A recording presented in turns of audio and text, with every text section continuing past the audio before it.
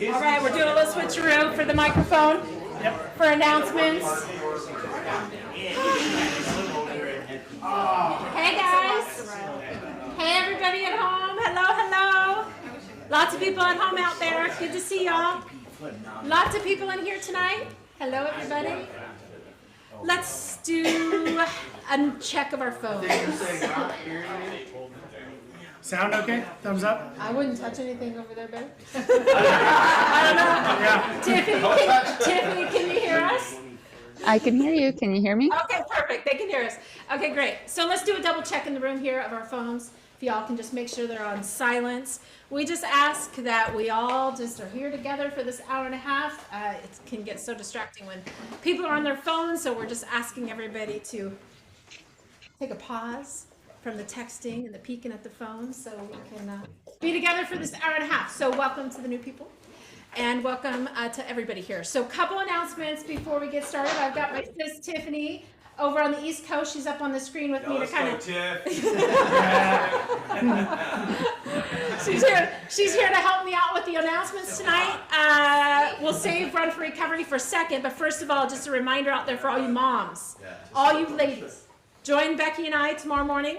Every Wednesday, we have the mob, the Moms of Battlefield. It's for all ladies, so not just moms, grandmas, aunts, sisters, all the ladies. Every Wednesday at 11 a.m., we have a 1-hour coffee date together. Y'all are invited, whether you're new, you're seasoned, whether you can come every week, whether you can just pop in here or there because maybe you work, maybe you can arrange your lunch hour during that time. Join us. If you need the Zoom link, let me or Becky know. We'll get it to you, but join us tomorrow morning, 11 a.m. It's just our opportunity to get to know each other more, talk about the topic for the night before and process it. And it's just a pretty cool hour every week. So we invite all of you and Run for Recovery. So Tiffany, I'm going to rely on Tiffany for some points here, but we had a successful event. Who was there? Lots of you guys. We had a great time. It was our 5th annual Run for Recovery that we've been gearing up for the past 5 months. It was a huge success. We had about 330 participants. It was a sunny day as ordered, which we expect next year to be the same because we've already ordered that up for next year. But it was a success. We love seeing the sea of red shirts, and it was just a ton of fun. So I asked Tiffany just to share a couple points on it. There is going to be a newsletter here to follow with all kinds of details that she's working on. But what do you think they should know now? Yeah, well, hey, because of everyone's support and contribution, we did have a successful event. We had 18 people that we sponsored in recovery, and I think that's really awesome.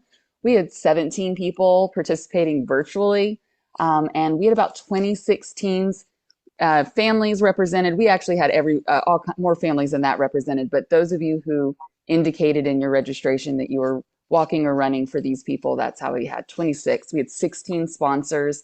This was a huge event, super successful. We had raised over $36,000 that goes into the our scholarship fund for sober living and treatment. And so thank you to everyone who contributed and made that possible. We did have a post-event survey.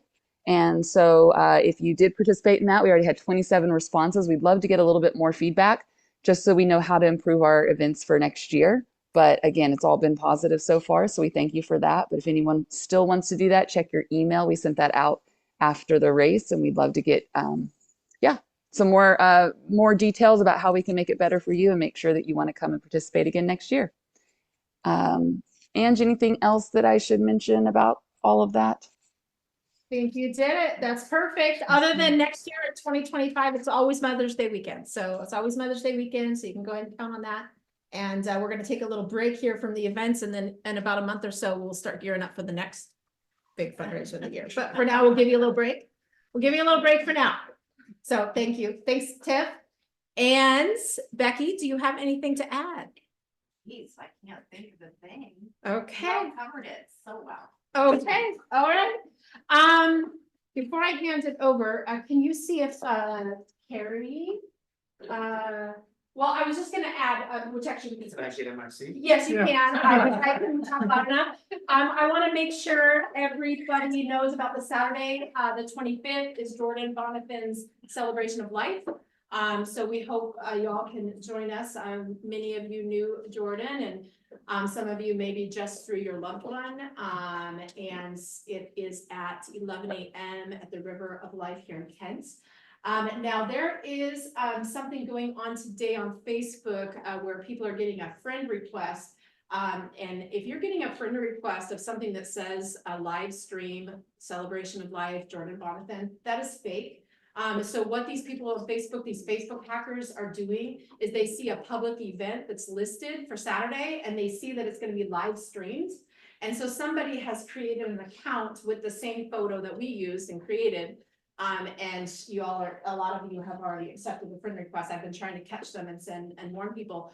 And then trying to get Facebook to shut that down. But there is no such friend request that has gone out from us about this. This is somebody fake. And so what would happen is they're gonna message you a live stream link that you're gonna click on and it's gonna do something bad. I don't know. So that is not good. So, don't accept, this is not. Might true. have Would never- naked pictures of me in there. Don't click on it. If you want time to stream it, Somebody's blackmailing me over here on the other side. if you're planning to stream it, make sure you get the link directly from me. And if it's directly from me, it's legit, but if it's from anywhere else, there's nobody else that would have it. So I'll be getting that from his parents directly. They don't do Facebook or anything like that. I mean, David does, but not much. But so if it didn't come from me, don't trust it, and you can verify with me. Will I share the real stream link for Saturday? Yes, we do, we're meeting with the parents on Thursday and we'll get that link and we'll make sure, you can send me a private message that you need it and, I will be sharing that, yes. Angie, is there another something on June 3rd? Yes, Nick's Celebration of Life is on June 3rd. That's up in Mukilteo. Arts and the crew will be going up there. I will be on the East Coast. My dad's Celebration of Life is the exact same day. So me and Tip will be on the East Coast there and Nick's is gonna be going on here. And so. Celebration of Life. So, yeah. Next Tuesday? That's gonna be June 3rd, which is a Monday. So, yeah. Oh, thank you. Next Tuesday, thank you, Jennifer. Next Tuesday, so Solution Group is on the 1st and the 3rd Tuesday of the month, right? And that's this. All you local people come in person. It's always gonna be available for you guys at home too. We hope that anybody local will come and not opt for Zoom if you don't have to. But next Tuesday, there's a special event. So now that we're doing solution groups twice a month and not every week, it's opening us up to do other fun things. Well, next week is gonna be the first of that. It's gonna be the first of a series of more political, topics. And it's gonna be in the hot seat. Raul Garcia, running for US Senate. US Senate, Okay, running against, not Patty Murray, but Maria Cantwell. okay. So, He will be here in the hot seat with Arts and all of you. And he will be here to, for his number one, there's a list of issues that they say are important to them when you're running as a candidate. And his number one issue is fentanyl. And so we want to, put him. allegedly. Allegedly. So. We don't trust shit. And Yeah, that's the whole point. We don't trust shit you say. if he were, Yeah. if he were to be voted in, I'm gonna try to make Art here the spot. If he were to be voted in, what would he do about such and such and such? Well, I already told him that if he gets voted in, I want to be his policymaker when it comes to addiction, and he already agreed to the job. He did. He said it's a yes right now. I said, all right. You know, policy director when it comes to that stuff. I don't like what you're saying, but I'm voting for you now.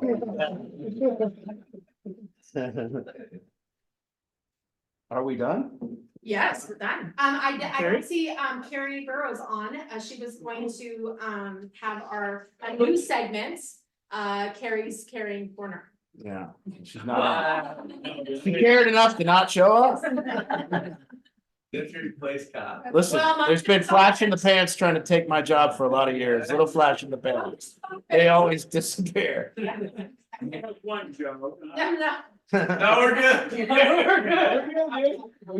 How many drug addicts does it take to get meth? That's not a joke, Kyle.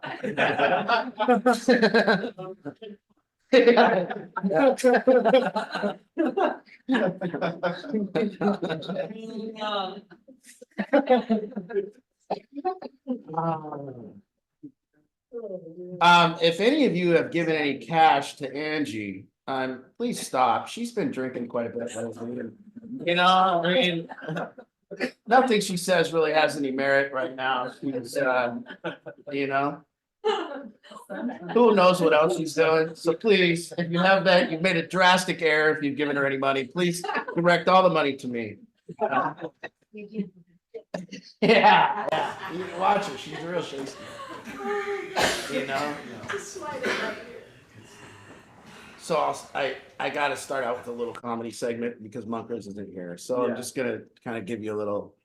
Angie's been very disruptive this week. You know, she's just been a menace.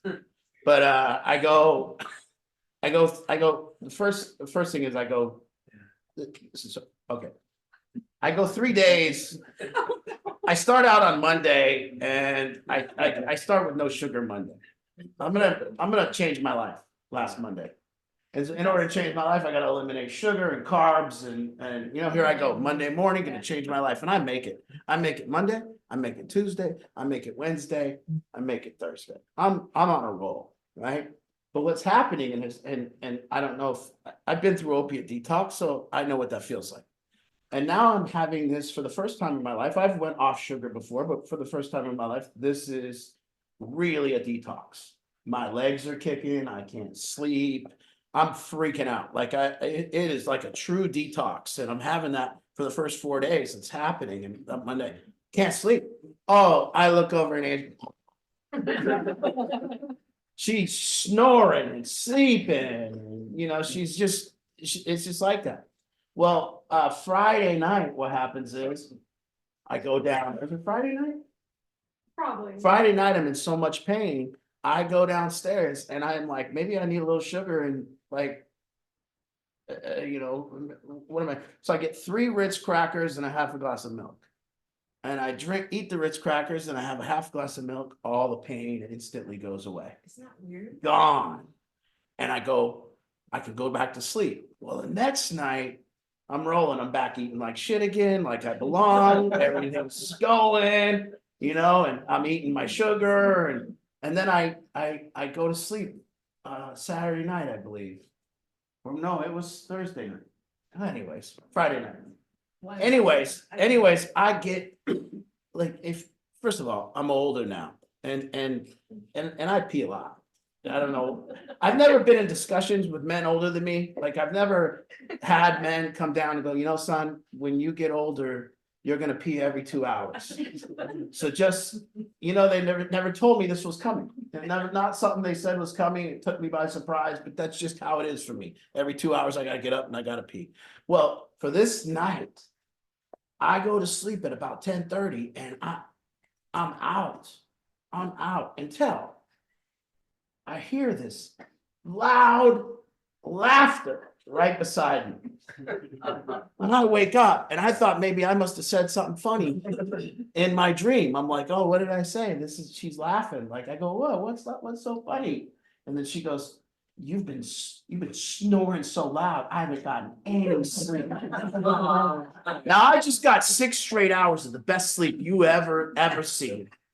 And she decided I shouldn't have got that. So now Angie, most people, they say something like this, man, I didn't get any sleep last night. Or if they're hungry, they say something like, man, I'm a little hungry. You see? But Angie, she says, I'm hungry. Like it's supposed to be somehow what I do about it. And then if she doesn't get any sleep, she doesn't go, I didn't get any sleep last night. She goes, I didn't get any sleep last night. See? So that's a difference between so now I had to she woke me up. She said, you're sleeping too good, you gotta get up. Haven't got any sleep since. So what else did I have on her? I got a lot. She's relapsed. She's been drinking. Yeah.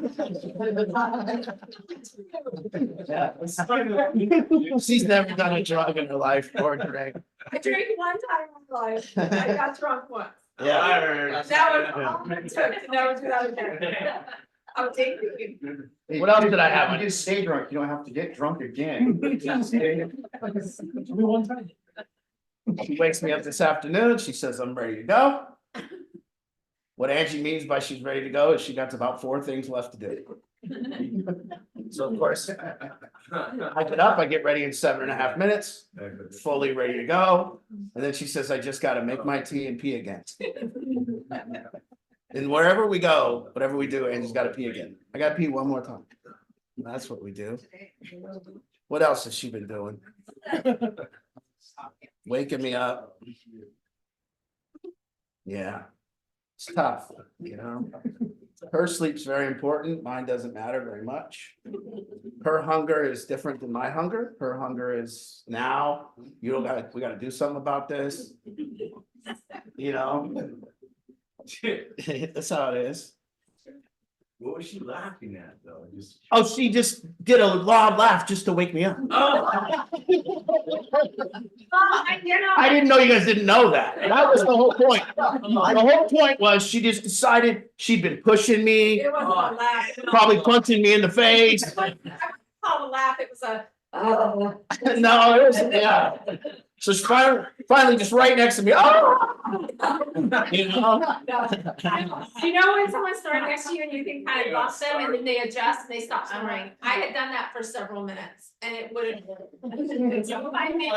It was a. Yeah. That wasn't a laugh, because at that point, oh. I was laying there, it was still like 3 hours. I was miserable. By the way, every night that I wasn't sleeping, you know what I did? Went down to the couch, Yeah, I didn't. courteous, just very courteously, didn't want to bother her, you know?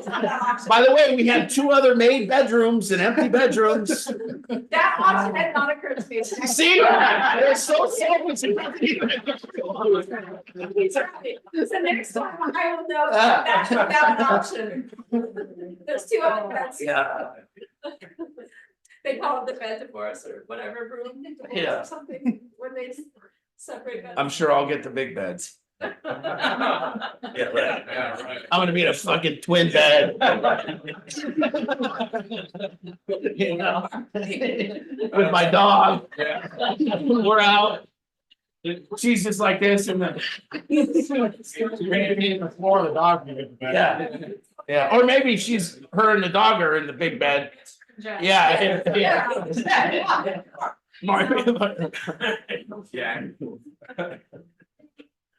Oh. Oh, so Raul Garcia. You know? I'm dealing with a lot of politicians lately, and you know, there's kind of a idea that you might think these politicians are stupid.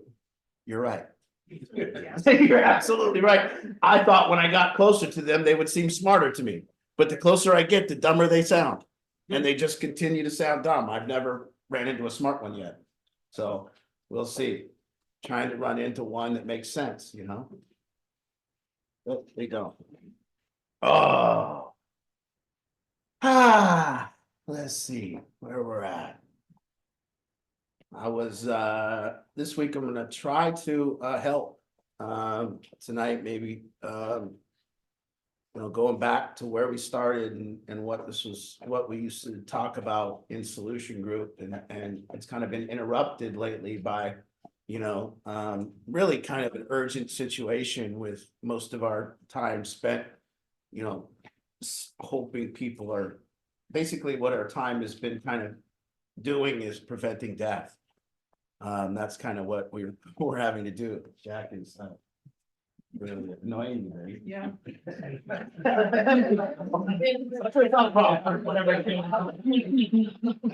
Yeah. I'm just trying to talk, but Jack's got to eat a bone, so we'll just finally wait until all these people. Sorry, guys, Jack's got to eat a bone. Well, and she loves Jack more than she loves everything in the world, so, you know. Excuse me, Jack.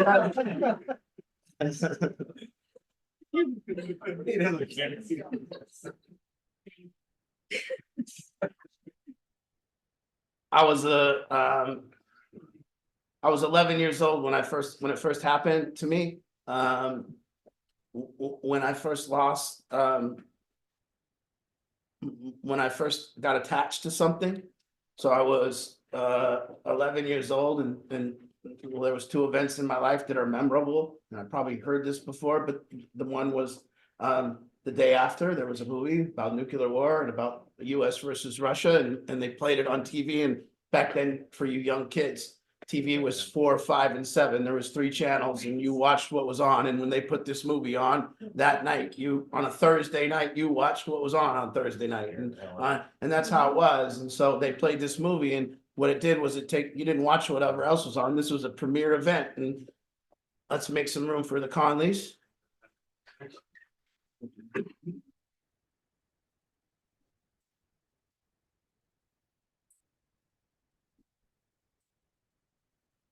So that's how it was. And it was about, it might have been 1984, 85, or 86. I'm not clear on what year it was, huh? Mid-80s. Mid-80s. And I was a young kid, and they put this movie on, and I watched that movie, and this movie put the fear of God in me, that we were, at 1, going to go to war with the Russians, and 2, what it was going to be like the day after. And they made it was a very, very, if y'all remember it, it's one of the most scary times in my childhood. And you know, they portrayed these planes flying over America, and missiles coming into America, and ships out shooting missiles into America. And it was brutal. And then the next day they showed devastation. It was like a, apocalyptic holocaust of, you're going to be contaminated with radiation, and it's going to take this long for us all to die after the bombs, if the bombs don't kill us. And this movie was brutal.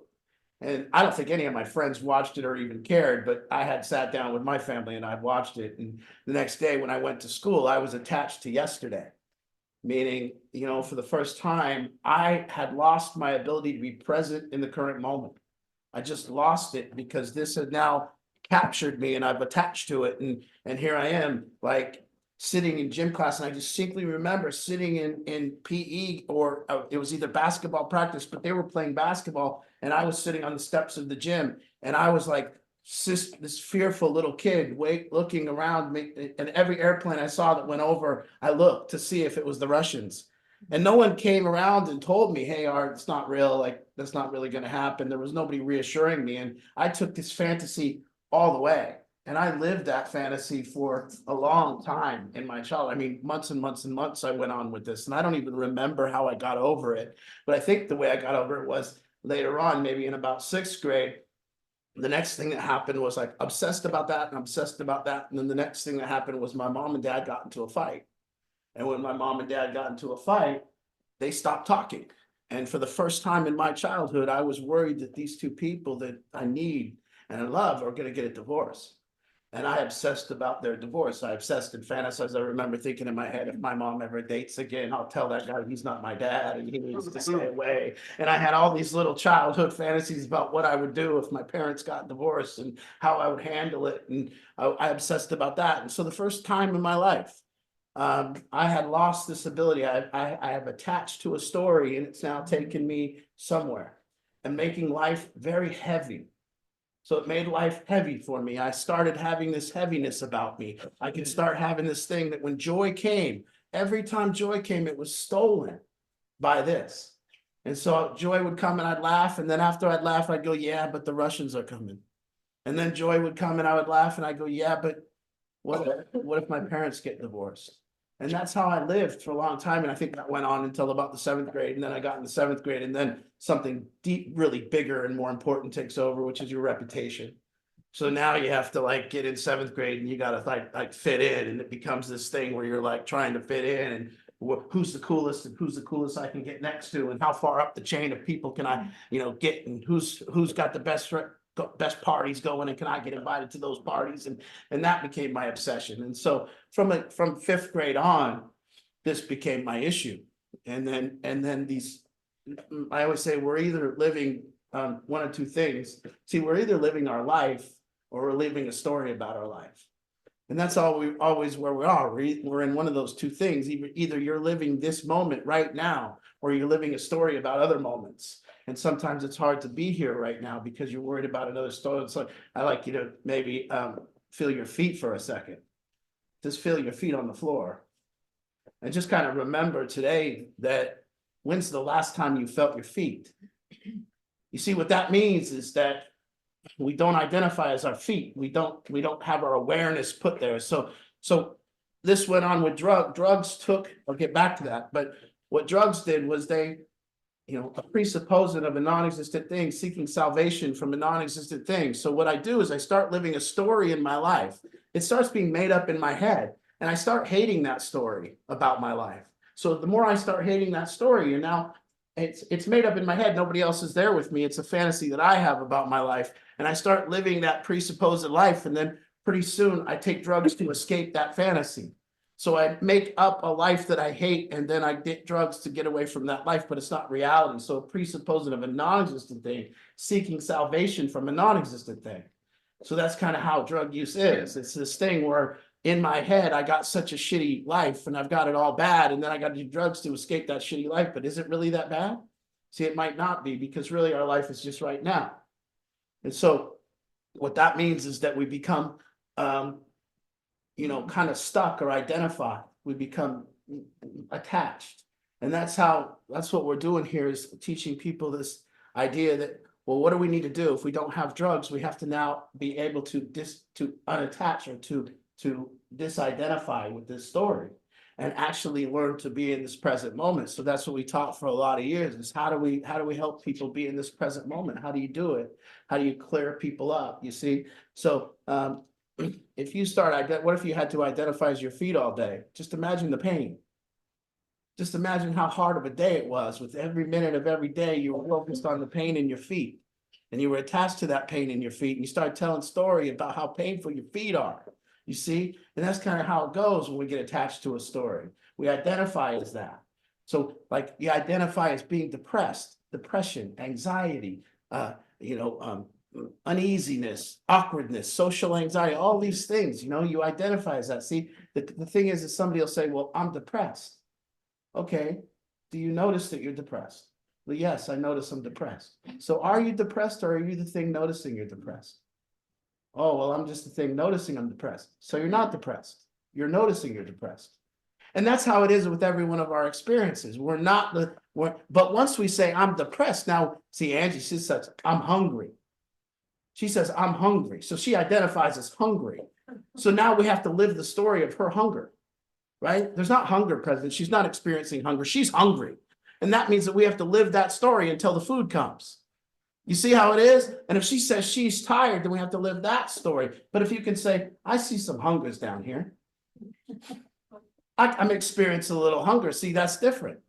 That's different. If you can say, oh, I feel the body kind of being tired. You're not identified.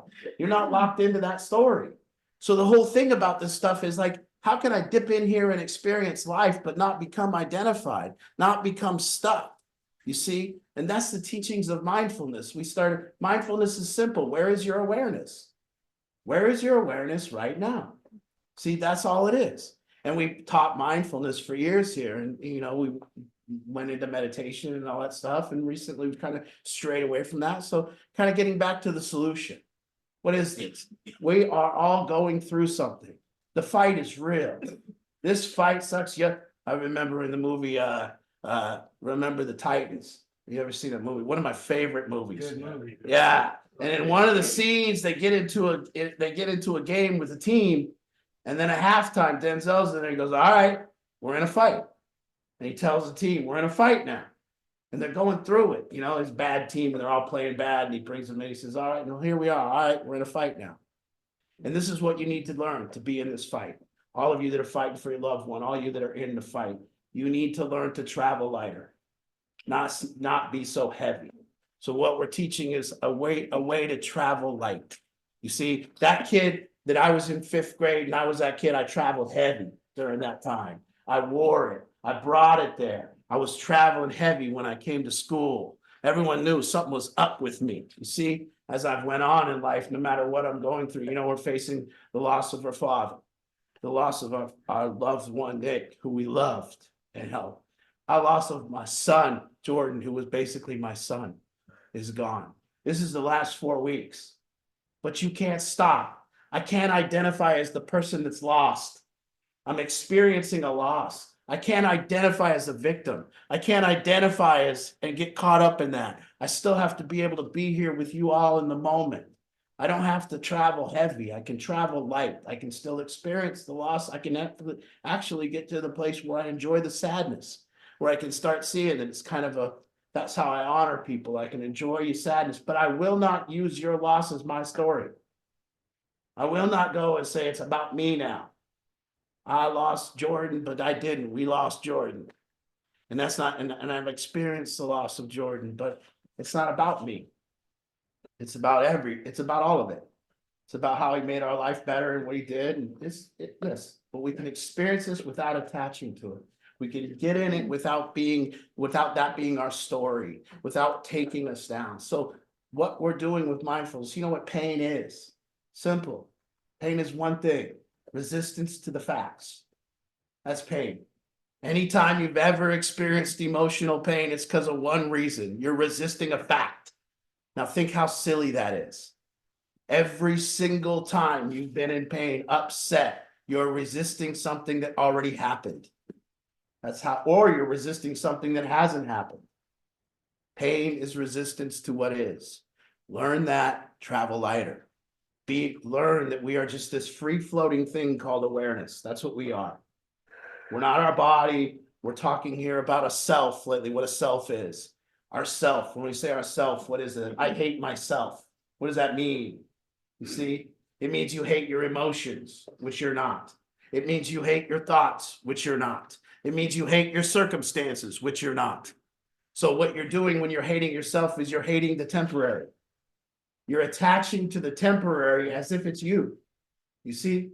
So learning to disidentify with the self, to be able to be this free-floating thing, to see that your awareness can attach to whatever you want it to attach to. Put it to your feet, see how much you're going to struggle all day. Actually identify as your hands and see how much you're going to feel in your hands. Whatever you identify as you are. You can identify as this finger right now. Put it right here. You can put that finger right there and say, I'm this finger, and you can feel everything this finger is doing. But why didn't you feel your finger today? Because you weren't identified as your finger today. So you didn't feel all the touches all day. You didn't feel all the pain. But as soon as you identify as something, there you are. See, I was the kid that was going to lose his parents. And I identified as that kid. And that caused me to travel heavy. And no one said, hey, little Art, man, just go play. Focus. Be present. Practice mindfulness. No one taught me. So I got attached to these stories, and I can just be in a room with all humans, and I can go around the room and I can see who's attached or not. It's very simple. You can go around and go, oh, look, they're attached. You ever get in a car with another human being and you say one thing, they sit in the car and you go, hey, where are you at? And then that's deep. That's deep because they're right there in the car with you, but you know they're not. So where are they? They're attached out here to some other story. They're not living their life. They're living a story about their life. Because if I'm living my life, I'm right here playing right now. This is where I go. Now, let's take it another step further. Why did you use drugs? The reason you use drugs is because you wanted to live your life, not a story about your life. And you couldn't get the story to shut up. So you took a hit, you took a drink, and the story shut up. And you were able to be right here, right now. So what do we need to do? And here's parents trying to be right here, right now. You know what it's like? See, you people that are suffering from addiction or whatever they call it these days. Can't call you an addict. I'm sorry. I gotta come up with a different word. I'm listening to all these idiots. Person experienced substance use disorder. Hi, I'm Mike, a person experiencing substance use disorder. It's type 2. They gotta have a type now. Are you type 2? They have a type 2, type 3, type, oh, you're type 1? Whoa. Whoa, what'd you do? So I have to listen to all their nonsense. Ain't no addict in the world ever been mad because you called them an addict. Shut up. We're calling ourselves that. If you had any respect for us, you wouldn't try to change what we call ourselves. So you don't even have any respect. You don't respect the drug addict. You think you're more important. You think you need to save them, so you come up with your nonsense. We don't need you to save us. In fact, come try to save me when I'm in addiction. I'll steal your wallet. Come on. I'm smarter than you, even high.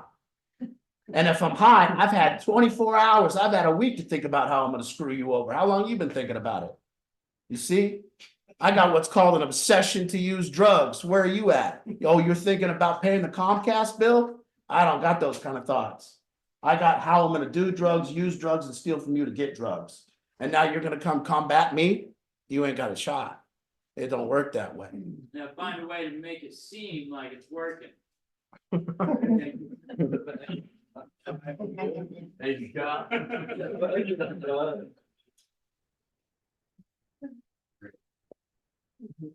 You see, so here we go. That's why we use drugs in the first place, isn't it? Didn't you want to be here now?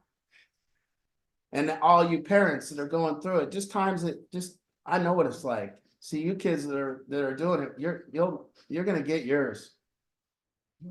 You know, you're gonna reap what you sow. It all comes back around. I worried my parents every day for 17 years. And here I go worrying every time I look at my phone, something's coming in. Now at times me by 60, 70, and I just look all day to see what the next nonsense thing's going on, how somebody else is trying to hurt themselves and I'm trying to stop them, how somebody else is trying to take their own life and I'm trying to stop them. And I reaped what I sow, and you're gonna get it too. So you acknowledge how hard it would be to be a parent and try to, Justin, you went and looked for your dog today, which is noble. I want to go get my dog. See, I can't be here now, Art, because I'm worried about my dog. Now imagine having a kid. Imagine your father's perspective. Imagine him while you're out in the street and he's trying to get a night's sleep. Just imagine it. So imagine the love from a dog, then times it by 1,000, and then you're not even there. And imagine these parents have to try to be here, but they got to do it too. So it's the same for you. Now we get people sober, we put people here and we say, now listen, your parents had to be here now at the worst conditions that was possible. They had to focus on their jobs and their lives, and they had to still go to work, and they had to get up every day, and they had to pay bills, and they had to try to have Christmas, and they had to try to have dinner, and you were missing. And they worked at it every single day. And here you are now. Now you got to do it. So whatever your problem is, get over it. It's to learn to be here now. That's what we're doing. A simple thing of, man, where's my awareness? Where do I identify? How do I clear this up? Now my awareness is locked on something. What do? I take action. See, when my awareness is locked, I take action. If I could go back to that 5-year-old kid, I would say, little Art, why don't you go get, I did. By the way my parents not talking ended, I had enough. Okay. Little Art was about 12 years old and he was in this house right here. And my parents were upstairs and they finally got to bickering. So they hadn't talked in months and now they're upstairs bickering. And I'm in my room and I can hear them bickering and they thought I was over at my friend's house staying the night or something. And they're getting a little loud. And I walked out into the hallway and I punched the wall, punched a hole in the wall as loud as you could punch a hole in the wall. And I yelled an F word. I said, fuck. And I came walking out and I said, you too. This ends tonight. I'm done living this way. And I got both my parents to sit down. I said, you will talk until this is over. And stop talking so loud because I'm going back to bed. And they talked and that ended it. That's how I learned that I have an ability to make a difference. As a young kid, I decided I can make a difference. I can actually change the life of other people if I put my mind to it. And I can like settle things. You know, this is who I can be. Lo and behold, I got a whole thing created where we help families. I don't know how that happened, but you see, because we knew families can't live this way. Can't. We need to be connected. We need to be truthful with each other. We need to be present with each other. We need to actually be able to go to sleep at night with some peace. And we have to understand sometimes when we're living a story, sometimes the story is so detrimental that we can't live now. Sometimes it's too intense for people to let go, for people to just go to bed. So here we are, but we still have to learn. Through all this, our parents have learned, your parents have learned, people have learned to travel lighter. And that's what we have to do. So that's what we're doing here. We're saying, come here. I know it's rough. I know it might be in every stage of this thing. They might be out here getting high still. I always say, if your kid is doing really, really bad, don't worry, that's temporary. And if your kid is doing really, really good, don't worry, that's temporary. And that's how it is. then that's how it is. And all of you that are experiencing know this temporary feeling of like, oh, but we can't attach to the good. See, happiness is not about gain or loss. Never. And we somehow get it twisted that that's what happiness is about. That when I'm winning, I'm happy. And when I lose things, I'm sad. That's not happiness. Happiness is the ability to be right here through gain and loss. Happiness is the ability to stay consistent through all the ups and all the downs. Oh, I bought a house. So what? Oh, I lost a house. So what? Oh, I got a new car. So what? Oh, I lost my car. So what? See, happiness stays right here. I have no money, I'm happy. I have a lot of money, I'm happy. It doesn't matter. And sometimes you all know, most of you that have been in addiction know that most of your happiest times are when you have nothing. That most of your happiest times are when you're in jail. Most of your happiest times are coming when everything is stripped from you. And most of your unhappy times comes when you're winning. You see? Why do we see that so often? Why do we see this sabotage when I have everything I think I want? You know? And that's what they say. Happiness is getting what we want, and happiness is not getting what. There it is. It's both. See? So here we are learning to travel lighter, and I've mastered this pretty much as a human, I think. Not mastered, but I still work on it. But what I do as a human being is I travel light. I learn to unload my baggage when I need to unload my baggage. Speak to the people I need to when I'm carrying their bags. Talk to people when I have to talk to people. Shout when I need to shout. Say things that are truthful to people when I can't get them off my mind. So I work and I do the work of be present when I can't, breathe and get out of my head when it's hard. Do simple tasks that help me stay out of my head. Work at practicing presence. See this story in my head as a presupposing of a non-existent thing. I don't need to seek salvation from something that's not real.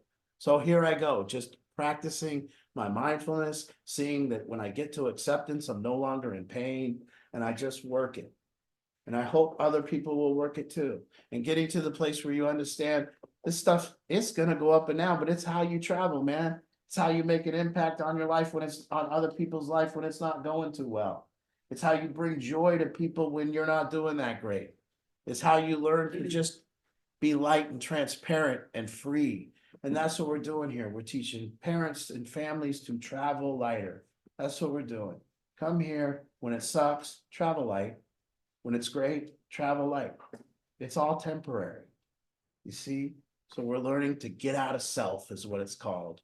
Be an observer of the self and get out of self. Because self is our emotions, self is our body, self is all of the stuff that's temporary. Our emotions, our thoughts, our body, our circumstances, all temporary stuff. So we just grow. So here we are. That's what we're doing, hopefully for you. I hope you're participating on your own. I hope you're participating and practicing what we're talking about. I hope you're understanding that this is the higher power that we're talking about. This higher power, this ability to observe. Are you depressed? Yeah, I'm depressed. But you notice you're depressed. How can you be depressed if you can notice you're depressed? You're the noticer. Are you thinking? Is there bad thoughts? Yes, there's bad thoughts.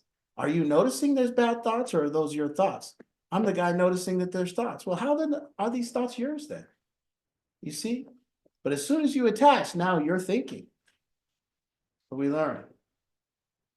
I don't have anxiety. Sometimes I experience it. Oh, what if you have it? You see? I have anxiety. Oh, shit. Oh, shit. Shit, how'd you get that? You see, they got it. You don't have it. Well, as a human being, guess what? We all experience anxiety. Some of us attach to it. Some of us don't. Some of us feel it on a certain level. Some feel it on their awareness gets caught by the anxiety. But what happens when you have anxiety? Nothing. You have anxiety. It's an experience. You see? So it's the non-attachment. It's saying to travel light, I can't get involved in this. I can experience it, but I can't become it. I got to kind of stay up here. I don't suffer. I'm not depressed. Sometimes I feel a depression come over me.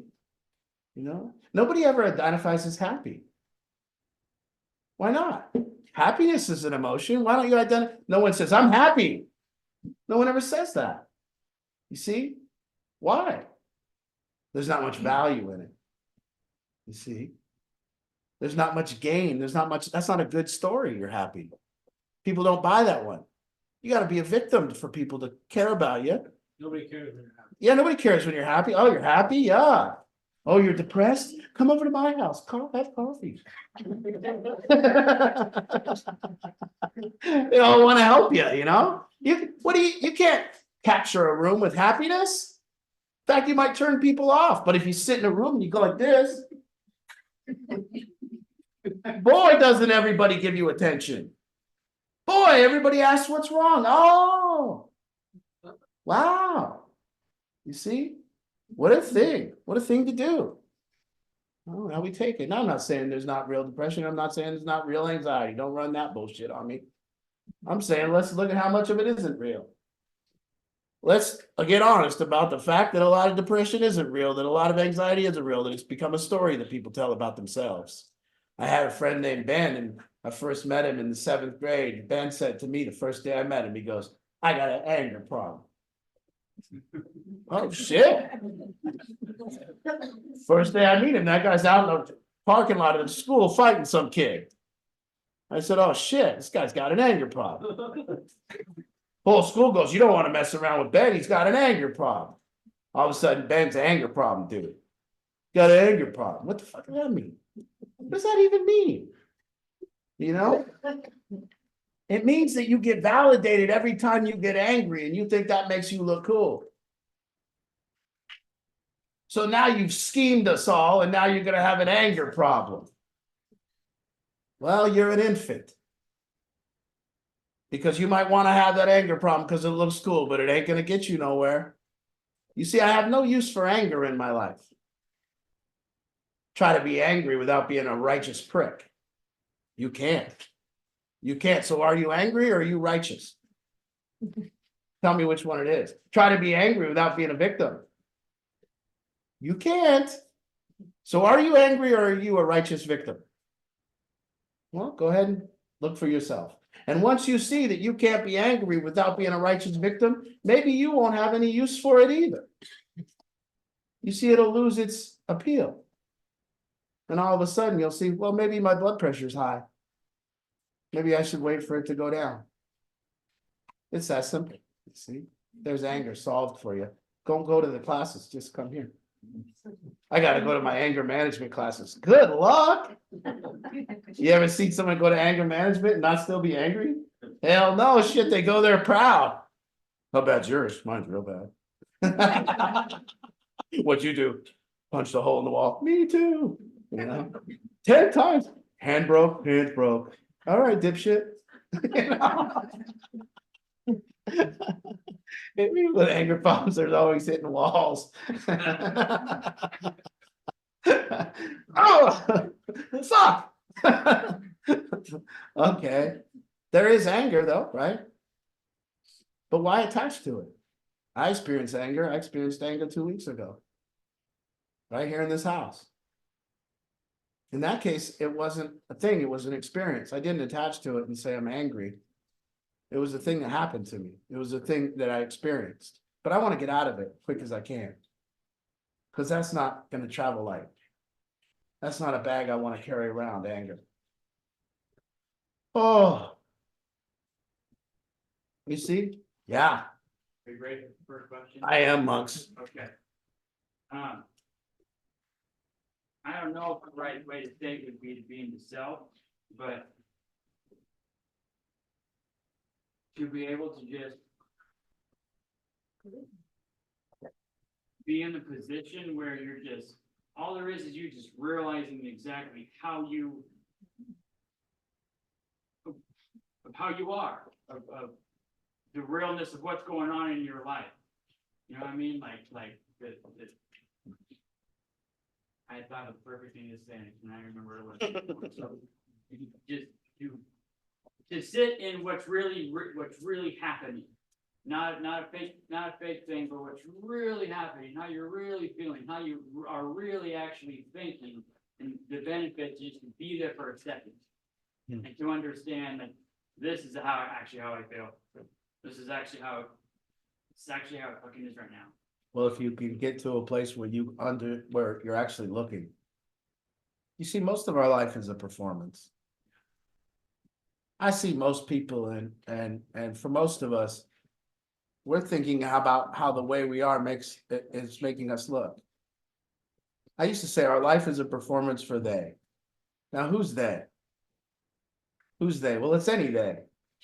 You know, when you go buy a car, you're thinking of what they will think about that car. You know, when you do your hair, you're thinking about what they will think about your hair. And there's different days. There's days everywhere, right? When you buy shoes, you go, I wonder what they're gonna think. And then, like Connor, you go buy a car, you're gonna wonder what the theys think. And the theys are different. You got your parents there, they. You go, I wonder what my parents. For my parents, I want to buy practical, low miles. You know, that's what they are gonna worry about. But for the girls, I want to buy this. You see. So we're always thinking about they. And even when we're sitting in a room, you ever wake up for coffee? You ever see somebody that wakes up in the morning and they go, don't talk to me until I've had my coffee. You see, that person woke up and decided to perform. They woke up and they decided they would perform for us all. And they became the don't bother me person. You see, that's a performance. So our life becomes when we don't actually care about now, but rather we care about the story of us rather than us, then we learn to just perform. So when we attach to emotion, and then we perform that emotion, you see?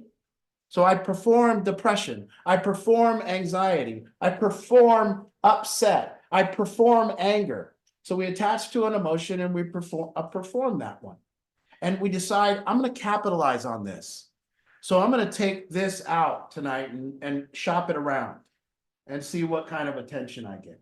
You see, this makes us travel heavy. We're doing it to ourselves. You see, almost everybody here that relapses, every single person that relapses gets upset first. Why? Because they want to perform the person who had it so bad they had to go use drugs. So they begin the performance. And then when they go relapse, they go, I told you guys all, I wasn't doing good. Yeah, you told us through your performance. You see? I've never seen anyone really performing happiness and then go use drugs. That's not a performance. So actually getting to a place where we're understanding and experiencing the emotions and not attached to them, experiencing how we feel and not attaching to them as a story. So our life isn't a performance, but rather an authentic presentation of now, to be able to say, always, here I am. I mean, those of you that know me, have you ever seen me in a performance? That's because I travel light. Now, that doesn't to say I don't experience depression. That isn't to say I don't experience, but I'm not going to take it and have you experience it with me. So my life is a traveling light due to the fact that I'm not performing my emotions. And I've learned that through mindfulness. I've learned, okay, sadness is great, man. You saw me tear up here. I love it. I love tearing up. It's not bad, man. I love it because it means I'm experiencing love and I'm feeling it. But now, if I came here today and said, it's just really tough for me right now. It's been a hard day. The hell does that mean? Or are you assuming that we all don't have hard days? That you somehow got the monopoly on it? Or are you assuming that every human doesn't have depression and anxiety, or you somehow got the monopoly on it? Oh, I have it. You don't have it. I have it. I'm really worried. What is that? I'm really worried about my life. What does that mean? There's another one. I'm so worried that I got a lot on my plate. Oh, really? You mean like Obama had on his plate? Or like the president has on his plate? Or like you mean you got to call a dentist? Like, what is it? You know? If ever you think you got a lot on your plate, what a story to tell folks. I got a lot on my plate. Listen, your life's is little. It ain't like mine. I got a big plate with a lot on it. Your life doesn't matter. My life's big. I got a lot on my plate. What are you talking about? You mean like 9 kids? Like that? No, I got 1 kid. You mean like you need 100 grand to come in just to break even? No, I gotta pay my car payment. The hell are you talking about? We are human beings. We all have a lot on our plate, man. We all have anxiety. We're human. We all have depression and nobody's got the monopoly on any of it. Don't take advantage of it. We all lose people. I lost my mother. Everyone loses their mother. It ain't special to you. I lost my dad. Everyone loses their dad. You know, that's just how it is. That's life. We can touch it, experience it, enjoy the experience, go through it, but we can't attach to it. It can't be our story. You know that there's a site called the Addict's Mom. There's a site on that. I think it's dirty. I think it's a dirty little site. Mothers taking advantage of their kids' affliction to get their own identity. That's gross. I don't see the truck driver's mom. Your son a truck driver? Mine too. Let's talk. The accountant's mother. Your son an accountant? Mine too. Let's talk. Why doesn't that exist? Why doesn't the accountant's mother exist? Why doesn't my son has cancer even exist? Maybe it does. You see? Because there's not any juice in it. But I can turn my son being an addict into a story about me, if you let me. And then I can get as much juice as I can because I can tell people I'm a victim to it. And then we don't have to solve it. We just have to come on this site and tell each other how bad we got it. How big of victims we are. You see, there it is. We can be validated by our achievements, our self-expression, and our ability to solve problems. We can be validated by our achievements, our self-expression, or our ability to solve problems. Or we can be validated by our negative emotions and our losses. Which one do you want? And when people can't get validated by their achievements, their problem solving, and any accomplishments, or their self-expression, with self-expression is the ability to get what's good inside me out to the rest of the world. That's self-expression. I want to say what's good inside me, and I want to put it out in the world, and I want people to enjoy it. That's self-expression. And then I want to solve problems, and I want to achieve. And if we can't do those things, and we're not getting validated through those things, we'll have a host of other ways to try to get validated. We'll get validated through our anxiety, through our depression, through death, through the death of others, validated through losing a job, validated through being homeless, validated through being a drug addict, validated through being a victim of any kind. And that's in lieu of this. So if you don't want to be validated for these things, we got to learn to travel lighter, and we got to come over here, and we got to get validated for the good things in life. I got to work hard to do that. I got to work hard to get my ideas out in the world and have other people enjoy them. I got to work hard to make an accomplishment. I got to work hard to get my GED, to get my license, to get my credit fixed, to get a car, to get my apartment. That's hard. But on any time, if you don't feel validated, go ahead and just take the easy route and tell people you got it bad. My mom didn't fill in the blank. My dad didn't fill in your own complaint.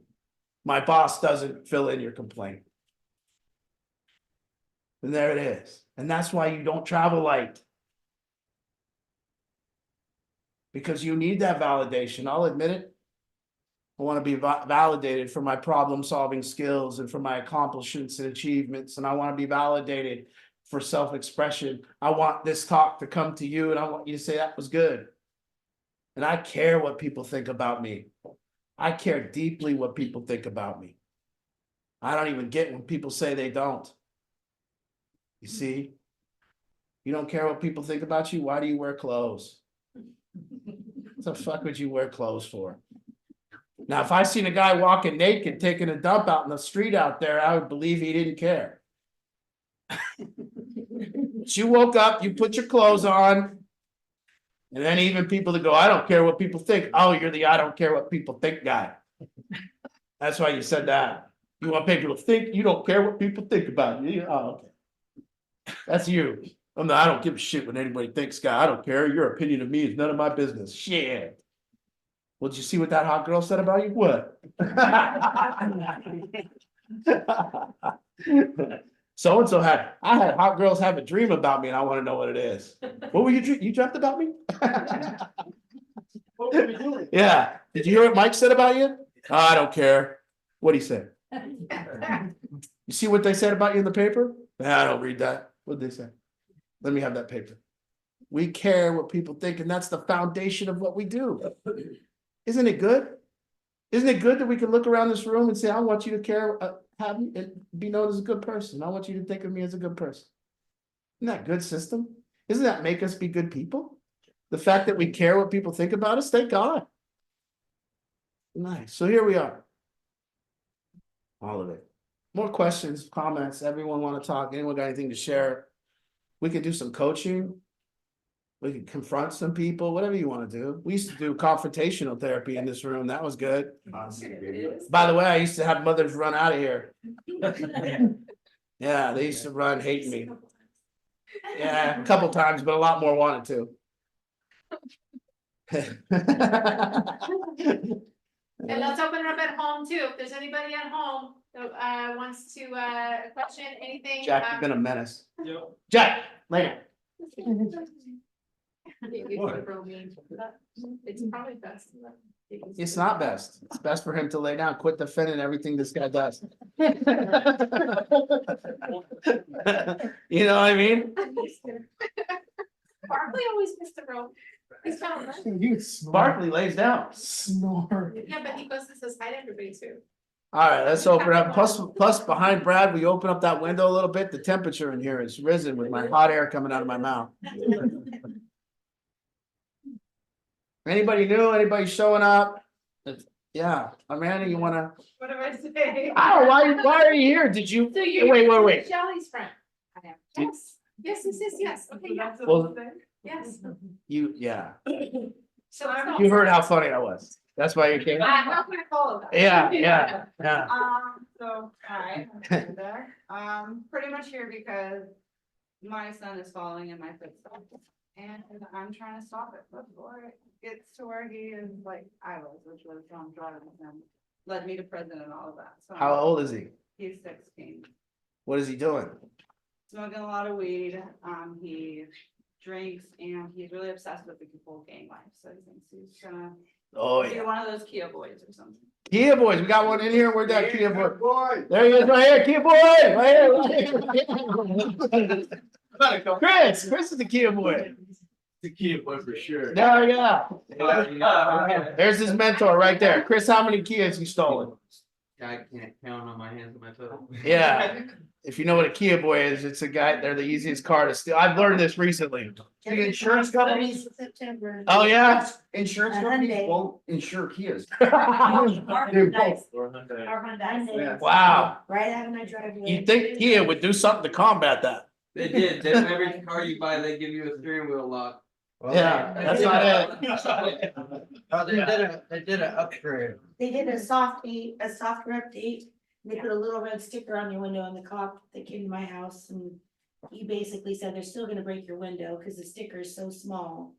They're gonna try. What's the sticker say? It, that it's been updated and that it's not gonna work. Don't steal me. I'm very dangerous. Don't steal me. For a window, and they'll still have your car in You imagine a drug addict going to steal your car. Man, there's a little red dot. Guys, we gotta go. There's a sticker here. Turn it around. Sorry, there's a sticker. You're gonna have to hold off on doing drugs tonight, guys. We're going to bed.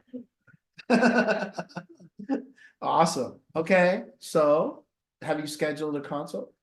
Not yet. This is me just coming and checking it out and I've been in touch with Angie. Making sure Shelley isn't full of, you know. Yeah. Yeah, we'll schedule a consultation. What'd you go to prison for? Check. Come on, get to, we all been to prison. Theft of a firearm, and I got caught with a stolen gun while I was robbing a house. Right? Listen. Here's how sick our guys are here at the program. Hell yeah. Like, they might not have noticed you. Yeah, but coming in. Now you said that, you're like, she's hot. I know you're not. Yeah, you think they're not sticking around here? How long are you sober now? For the most part. You drive a Kia. What is? What does that mean for the most part? To be completely honest, I still smoke weed. Oh, that's sober here these days. We're thankful if we get somebody who just smokes weed here. We're actually giving it out. Makes our job easier. Dude's acting up, we're like, here, dude, just, you know. Not a joke. Go to. No, I'm not joking. I'm not joking. We've conformed, you know, and no, I think there's some advantages of it. I'm not too, we're just getting into that experimental, like, you know, do we really need to identify as that to be that? Like, I'll let okay. them know I sent this letter off. Oh, yeah. Okay, she sent the letter, just. so you Yeah, know. yeah. Hi, Pam. Hi, I just wanted to let you know that I sent a letter to Reagan Dunn. Because he sent postcards out about the substance use seminar that's coming out next month at Highline College. And this is what I said. I just want to let you and Angie know. I said, hello, Mr. Dunn. Thank you for sending out flyers for the upcoming conference. Both speakers will have a lot of great information regarding our current struggles with fentanyl. I would like to introduce two people who have been involved in the life of my son and many others.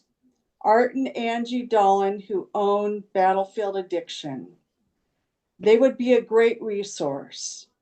Their phone number is, and I gave him Angie's number.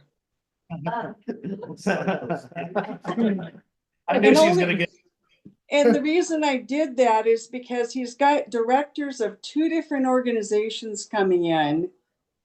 And yes, they probably will have great resources, but they don't get in the thick of things like you do. Mhm. And so I just wanted to throw your name out there.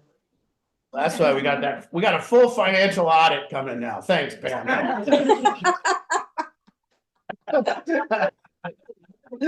Thanks for putting us on the radar there. Turns out. Hey, She's been embezzling for years. you're like California, you're all right, you're all right. Steve's mom. Anyway, that's all I had to say. I just wanted to let you know that I threw that out. Please, can we get that guy some sleeping pills? Is Monk smoking? Yeah, he's lost it. We have Mona Bundle on too, and she wasn't on at the beginning, but I see her now, and we have her slides, Nico. We doing it now? Yeah, let's do that, and then we'll wrap it up. But so, Carrie, we have Carrie's Caring Corner, a new segment that Mama Bundle is gonna bring. She's gonna So- ridicule us about the way we eat and shit. Mama Bundle, Carrie Burrows. Give us a We're sample. gonna give you the floor for. Yeah. Okay, Oh, I'm not even going to talk about food, Art. Oh, I'm okay. going to talk about something like hydration, and it does the Okay. body good from your brain to your toes. Now, it's been a couple weeks since I've looked at this, so I had to practice. I was really right on, so it might be a little bumpy tonight. But I've been, since I've retired, I've been doing a lot of studying on healthy living because I want to live a long time. Now I'm going to have a grandbaby, so I want to live an extra long time. So hydration, I just don't know. I learned a lot as I was studying on this.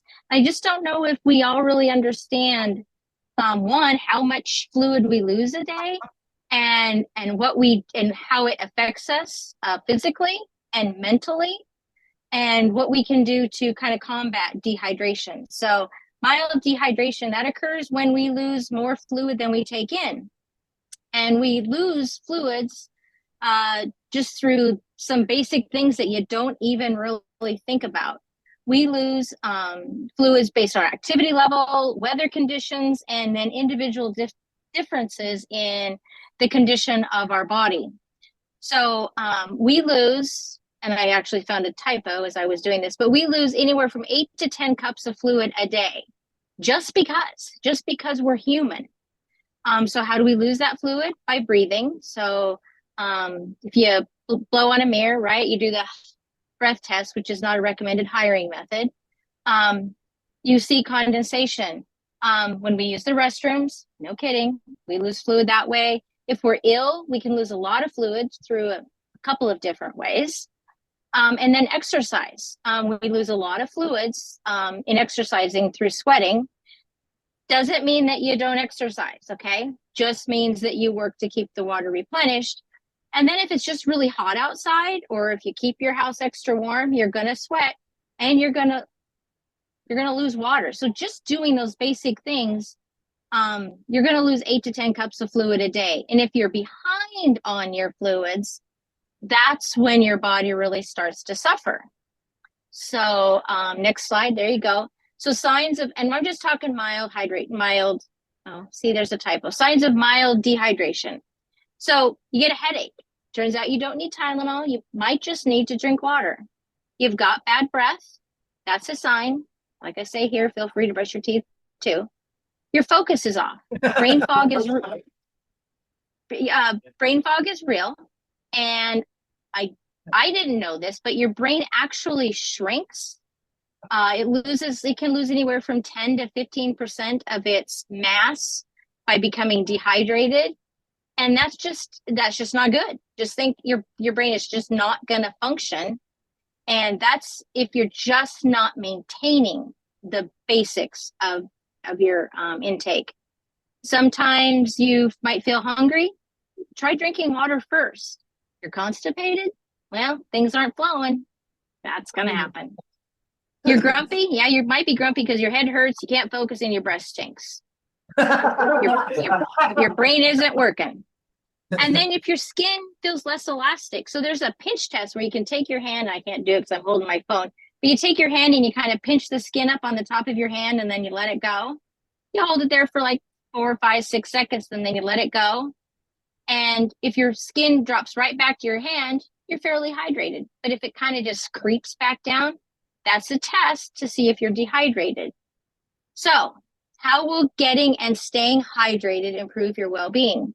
Well, one, you're going to be flushing toxins, which we might have little toxins in our environment.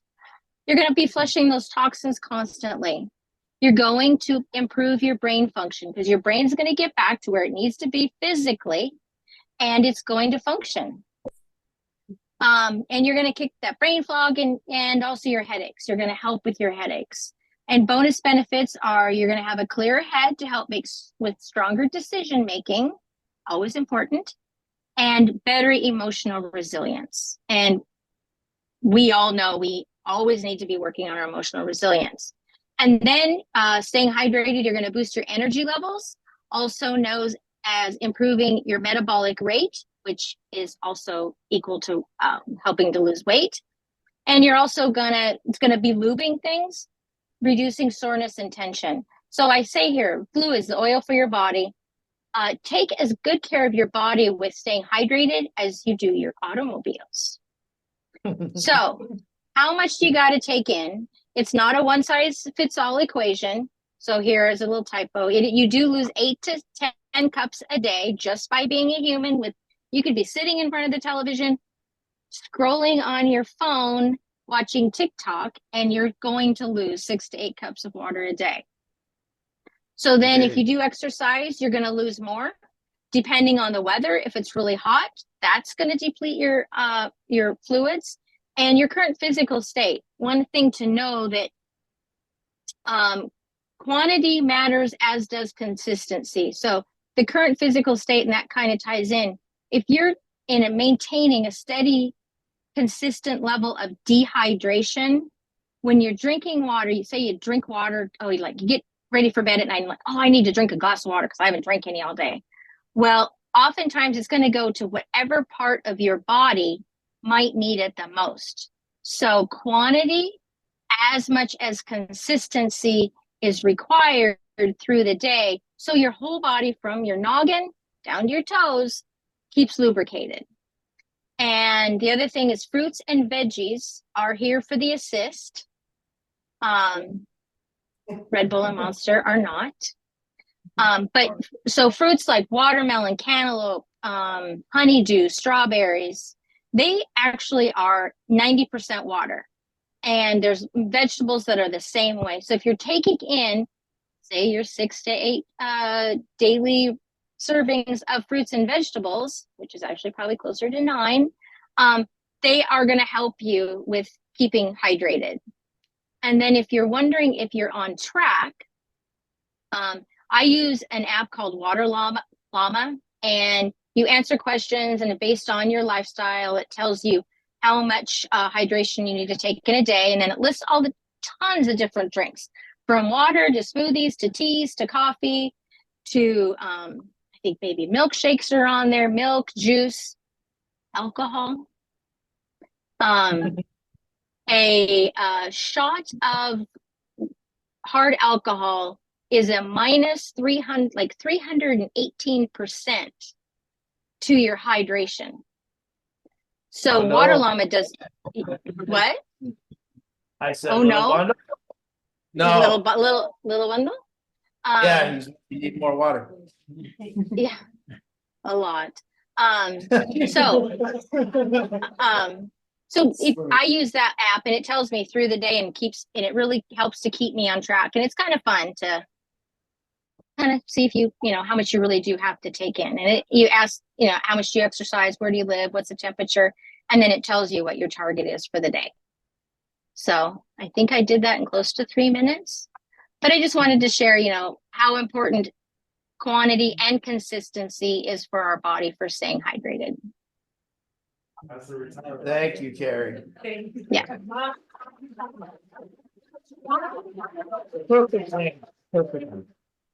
I got one more joke I forgot. And this isn't a joke. This is just what happened. Okay. So, we're delving into this whole life insurance deal between me and Angie.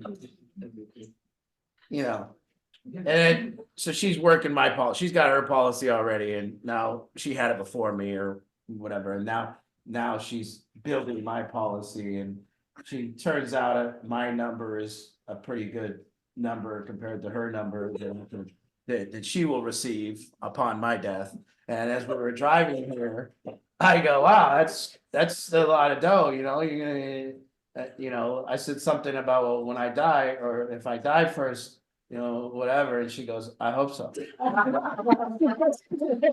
Let's hope so. Let's hope so. So I said, I mentioned dying first. She goes, let's hope so. I was like, what? But it kind of does turn into this little thing. Like, yes, I'm going to be devastated when you die, but but I will also be devastated on a beach in Cancun. I will also be devastated debt-free. I mean, it's just kind of a Taking it out of context. no.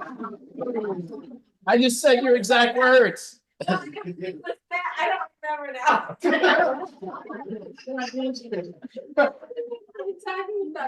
Sounds like Art's got a lot off his chest today. Got a lot on his plate. Yeah, a lot on my plate. So, here's the deal. I hope you can see me and Ange deal with this stuff every day. We live this life. We have the same, really concerns going through this, but we've been doing this work of mindfulness. We've been doing it together for 10 years. We've been doing this work. I mean, this woman lost her son and handled it with grace and beauty, and never attached to that story. She never made it about her. She never, once took the liberty of saying, it's about me. And, I lost my son, and now we all need to act accordingly. And she did that because of this work, because of the work of what we understand what pain is, pain being non-acceptance, understanding that here we are traveling as light as possible by telling the truth, by being transparent, by talking when we need to talk, by unloading the things that we need to unload. You can't carry it all, Connor. You can't carry it all. See, we can't carry this baggage and travel heavy. We have to unload our baggage every day. We gotta vent when we need to vent. We gotta talk to the people we need to talk to. We need to speak to people when we're mad at them. We need to not give people the silent treatment. We need to do the work. We need to do the work to travel light. Mindfulness is simple. It's 2 ways to be more present in your life. You know what they are. See, the first way to be more present in your life is to be more present in your life. The second way to be more present in your life is to figure out what's making you not present and to solve it, to deal with it. So it's a 2-handed job. I want to be more present and be connected to my loved ones, and I want to be with people, but this is nagging at me. So I must now take direction and action and clear this up so that I can come back here. So it's 2 ways in this traveling lighter. There's 3 ways: non-attachment, being mindful, and clearing up what's making us not mindful. And that's how we do it. People say, how do you guys do it? How do you live with these kids? How do you deal with it all? We practice this. We tell each other the truth. We talk when we need to talk. We address things when they need addressed. We manage things. We breathe when we need to breathe. We experience our emotions and move on. We don't attach and make it a story. It's a simple, thing that we're all working on. When we're in non-acceptance, we get the hell out. When we don't want to talk to each other, we talk to each other. We deal with everything as it is to deal with. Right now, here we are. Why? Because me and her want to be present tonight. We want to go home. We want to watch a movie. We want to enjoy it. We don't want to think about this or that. I don't want to leave this or take this with me. I want to leave it here. And that's every moment of my life. I don't want to be that kid sitting on the thing when you see mental health. Mental health is simple. It's this. If you were watching television and you were on channel 13 and they were playing the news and you turned it to channel 5 and there was a movie on, but over the sound of the movie was the news, that's a lack of mental health. See, mental health is when the sound in your head matches the channel right here. And if the sound in your head matches a different time than than what's going on right here, you're not mentally fit. So mental health is getting to the point where you're in every moment and the sound is matching the channel that you're on. Lack of mental health is when it's loud in here and it's not matching and it's taking you somewhere else and you're living a story that's not even happening. So here we are practicing mental health, getting to travel lighter, and going through the worst time in many of our lives. The toughest thing that you'll ever have to deal with is this. It might not, anything might be easier comparatively. So this is tough and you need these skills more than ever. Nobody needs to travel light when everything's going their way. It's pretty easy. We need to learn to travel light when nothing's going our way, when things are tough. So thank See you. if Lori wanted to say something. I don't know if she meant to unmute herself. I want Okay. to give her the opportunity. Lori, did you mean to unmute yourself? No. Hi, Lori. Hi. I won't put you on the spot if you didn't mean to do that. We'll see We you. love you. We'll see you on the 3rd and we'll be coming with a big crew. Okay. All right. That was Lori, Nick's mom. All right. Thank you all. We'll see you next time. Everybody, join us on Mom's Group in the morning. Good night.